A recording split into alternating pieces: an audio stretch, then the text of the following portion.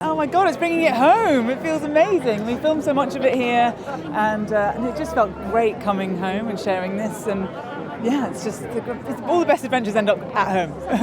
Oh my God, it was a scream. It was so much fun. He's hilarious and hardworking. He worked us all really, really hard. And yeah, it was wonderful. I think because he's a reluctant hero, and I think because he's witty and you never really know what's going to come out of his mouth.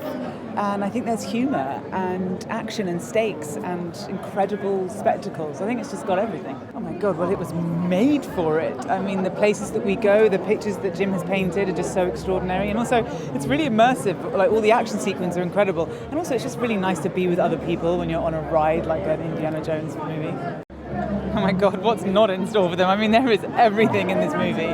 They just packed it in. And I think it's really moving, and I think that's the thing that's unique about the movie, is that there's a sort of profundity to it that's so afforded and earned by the fact that it's the last one and the fact that he's a little bit older, and I think that's something that's unique about it.